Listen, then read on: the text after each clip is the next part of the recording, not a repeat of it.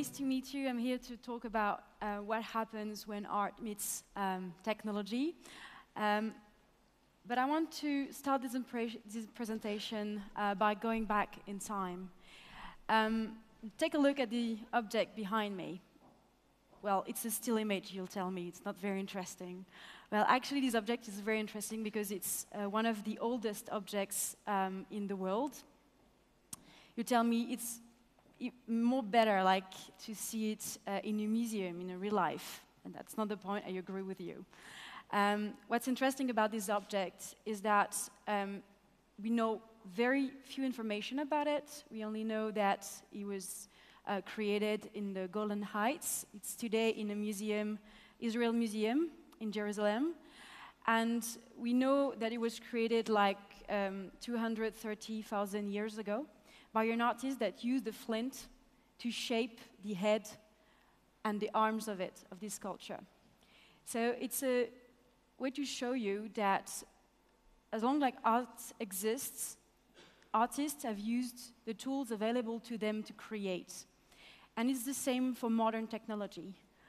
When we talk about modern technology, we're not talking about something that is alien to art. And actually, art and technology have always been related to each other. The world is full of incredible objects and rich cultural heritage. And that's when you get access to these objects and you get access to the stories behind them that you really get excited about culture, that you fall in love with culture.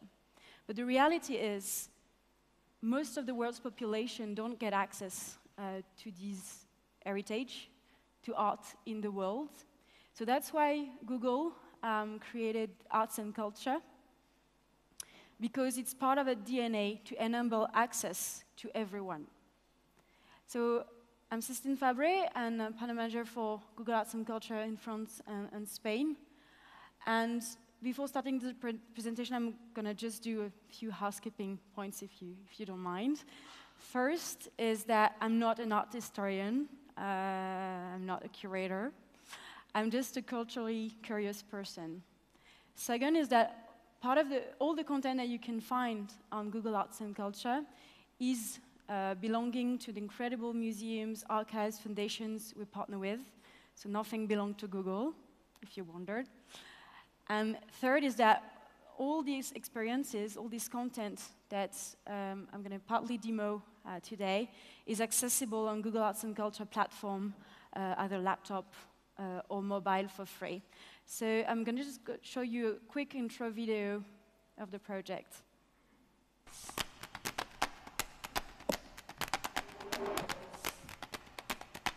Inspiration is spread around the globe, across space and time, in the places we love, and with the people of our past.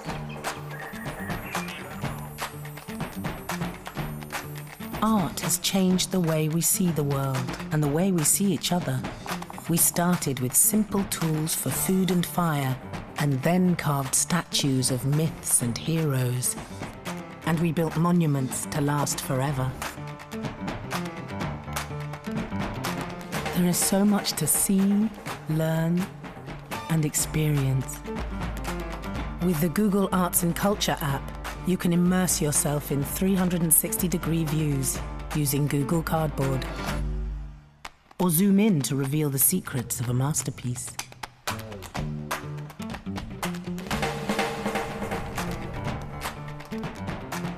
Discover inspirational moments, iconic people, and artistic wonders. Search by time or even color. Save your favorites and share them with the world. Explore more with Google Arts&Culture. Download the app and get inspired every day. Where will you start?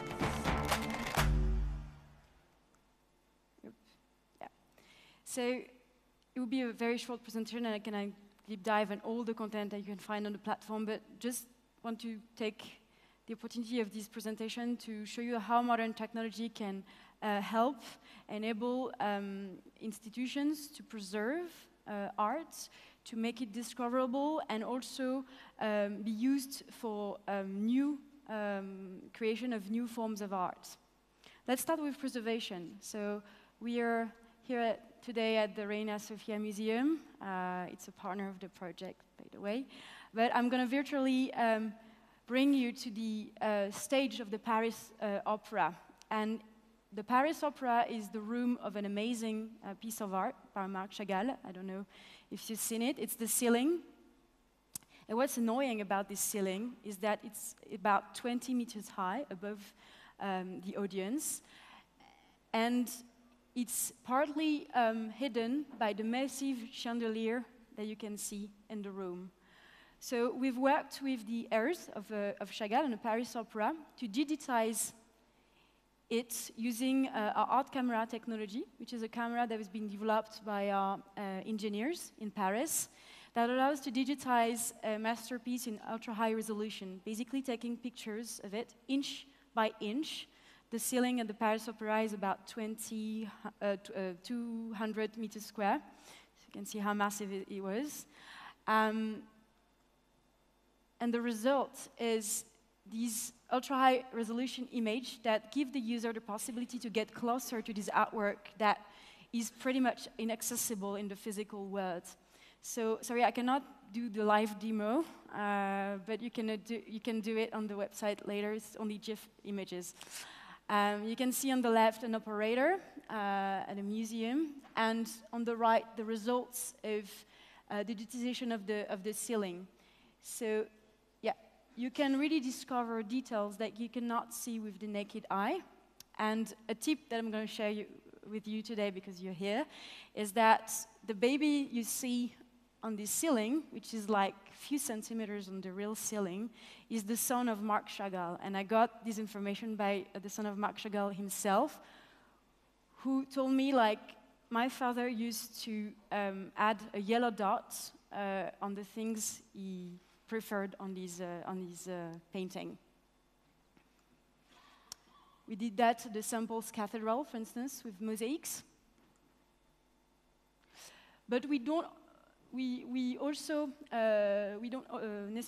only digitize masterpieces, but we also digitize sites using a technology that you know very well, I think, Street View. It was very difficult, of course, to bring a Street View car that already existed when we launched the project to capture the public areas into maps. So we actually adapted this technology to make it fit on a trolley. And the first capture we did was at the Palace of Versailles, the Hall of Mirrors. We had the Bolshoi Theater, and the operator moved the trolley around the galleries and take images to create this virtual tour.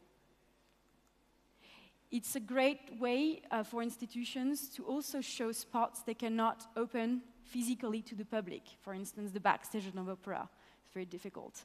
Or the storage of a museum.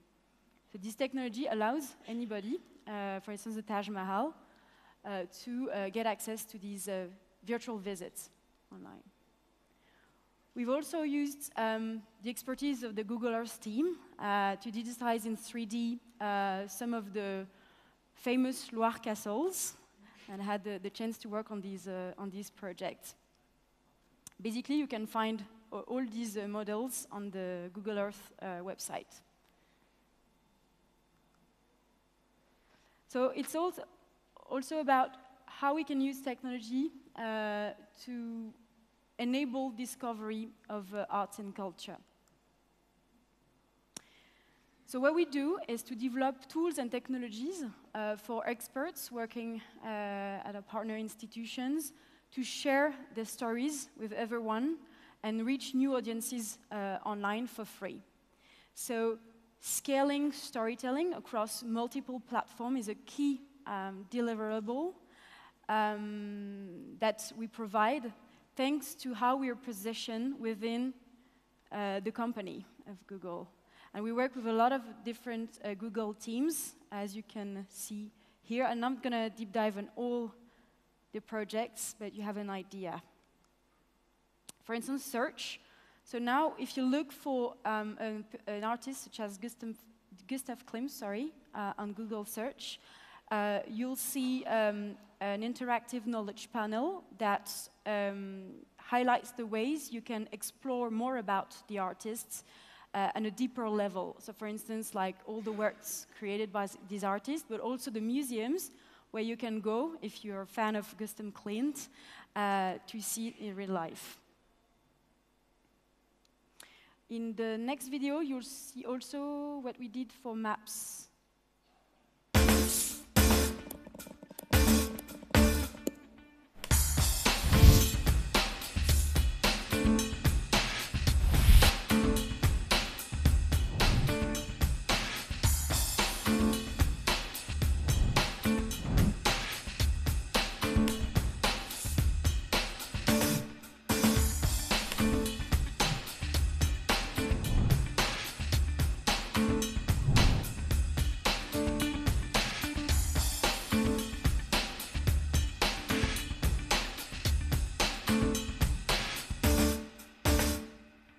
Searching for art just got better, and this is how we work really to enrich the user's searching experience around arts and culture.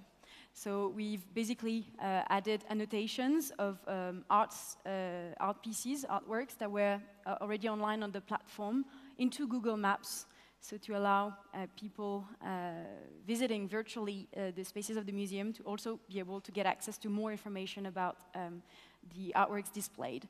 We work with the Google Earth team, as I told you, that developed a new storytelling tool.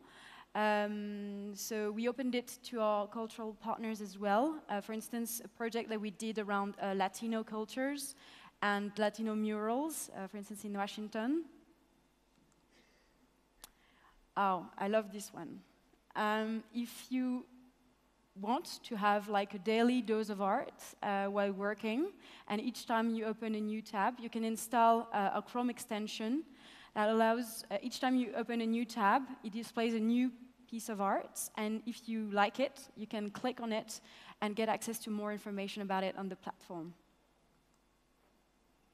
We also do a lot of virtual reality, and the man you see on this slide behind me is one of my colleagues working in a Paris team. His name is Damien, and he invented the Google Cardboard, which is a virtual reality headset made of cardboard that turns your phone into a virtual reality headset. And few people actually remember that it was created by our team in Paris. And the very first demo launched when the project was presented at Google I/O a few years ago now. It was a tour, a virtual tour of the Palace of Versailles. And since then, we brought this disruptive technology, very low-cost technology, to our cultural partners for very different cultural experiences. For instance, and I love this one, it's part of the Natural History project that we launched recently. And we partnered with the Natural History Museum in Berlin that happened to have like one of the largest dinosaurs in their collection.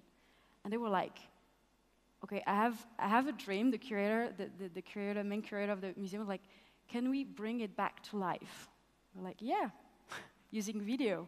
So what we did is working closely with the curator to make sure the dinosaur was actually compatible with the reality. And we did this 360 video that allows anybody, so it's on YouTube, to get closer to this dinosaur back to life. And it's even more immersive, of course, in a cardboard. So less dangerous. We did that for another project that we launched in June called We Wear Culture. It's a project dedicated to 3,000 years of fashion. And we partner with, I cannot enter into all the details, so please go to the website and browse through all these amazing content. What we did is bring out of the storage of Museum of Decorative Arts in Paris the very first black dress created by Coco Chanel in the 20s. This piece was never shown to anybody before. We actually launch this project together. We worked with the Daydream team and some partners such as the Grand Palais in Paris to curate virtual reality exhibitions.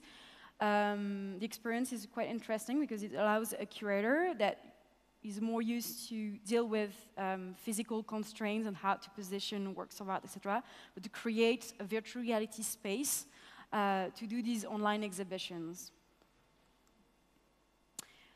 And Cardboard is also great to bring all these knowledge, these stories to schools through a program that we call Google Expeditions. And we allow our partners to create stories specifically for this platform. So how it works is that the teacher has a tablet, as you can see in this image, and guide the pupils through the tour, and it allows the teacher to bring their students to places where school buses cannot go, basically. So it can be museums, it can be the Grand Barrier of Coral, many things, even the moon, I think. So the platform is rich of very, very different stories, and I cannot deep dive on all the projects, but I'm just going to show you some of the most recent ones, but also part of my favorites. So the natural history, I told you about. We Wear Culture. And more specifically in Spain, we did some projects with a more local approach, to say, to highlight what matters when we talk about Spanish culture. We launched a very interesting retrospective around Cervantes for the 400th anniversary of his death. And we worked with partners, the National Archives in Spain, and experts such as Alfredo Alvar to do this online curation around archives about Cervantes that nobody knew about before.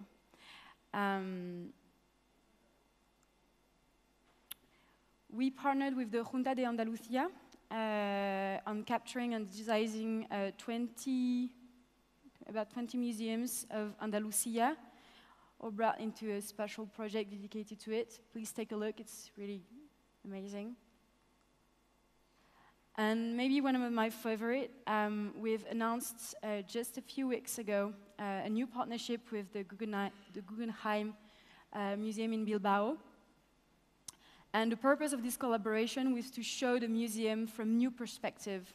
So what we did, and it's a part of the project that we launched together, is do a short movie inviting two urban explorers, a urban photographer from Chicago, and a freerunner professional from France, to kind of revisit the building, the very famous building, iconic building, from their own perspective. And we did this short movie with them, and this is what you see is one of the jumps. Take a look, it's really, really amazing.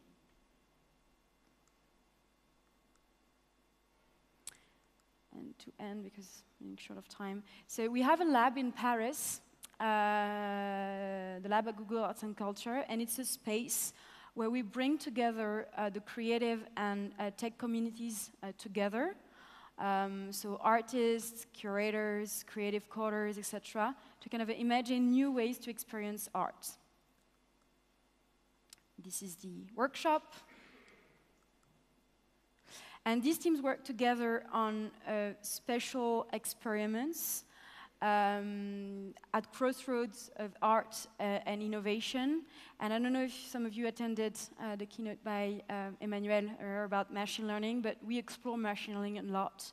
And we apply it to our platform to allow users to get access to new ways to discover things they wouldn't have discovered otherwise.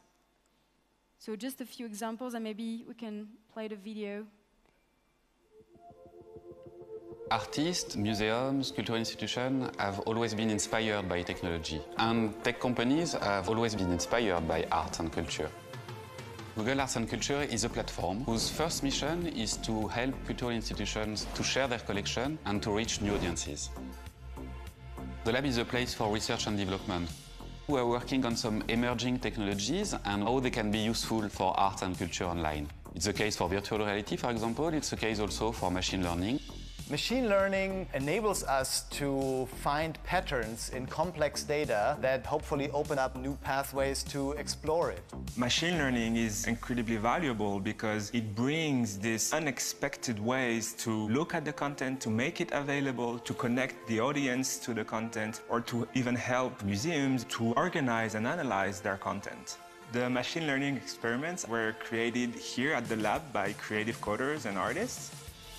X Degrees of Separation tries to answer the question, what is the connection between any two artworks? You just asked it, what is the path between Starry Night and some 5,000-year-old clay sculpture? And it actually finds a connection which is usually surprising, interesting, and opens up this chance for discovery. Tags uses a neural network that automatically applies text labels to image pixels. It uses picture recognition to sort artworks by keywords. So you can search for something that is within a picture in a novel way. It can suggest artworks that it thinks are calm or sad. It brings a new way to browse cultural heritage. The way TSNE map works is that all the artworks are organized in this map by visual similarity alone. It's a 3D landscape where you can navigate in a world made of artworks. So it's a way to visualize artworks that look similar, to discover maybe new connection between these artworks. As an artist, I'm fascinated by the fact that something I thought impossible 1 year ago is now quite easy to do. We are just at the beginning. There will be much more to come. We see artists getting extremely excited. We are extremely excited. We'll see what happens, but it's a great moment for art and technology. So unfortunately, I'm way above time, so I cannot deep dive into each of these experiments, but do take a look on the website. You have a section called Experiments, and you can play with these very interesting tools. Yeah, no, one I want to show because it's not in video. Cyril Diagne, so he's one of the artists working in our team, was like, okay, how much excited people are about portraits, about watching portraits. It's very hard. So what we did is use machine learning to kind of use facial recognition, and what you see is matching between the position and the expression of his own face and the database of portraits already available on the platform. So it's a great example to show how we can make kind of initial boring experience very exciting. Tilbrush also is a tool that allows artists to create in 3D space. We invited a couple of them in residence at our lab, and especially like street art artists, etc. And it's very interesting to see how artists used to create in the 2D world express a lot of creation, also creativity, using the 3D space. Yeah, just a conclusion. Innovation is not only about implementing new technologies, but also thinking differently. And I'm personally convinced that if a sector, such as arts and culture, can innovate at such a pace and with such creativity, so do we with businesses and personal lives. Thank you very much.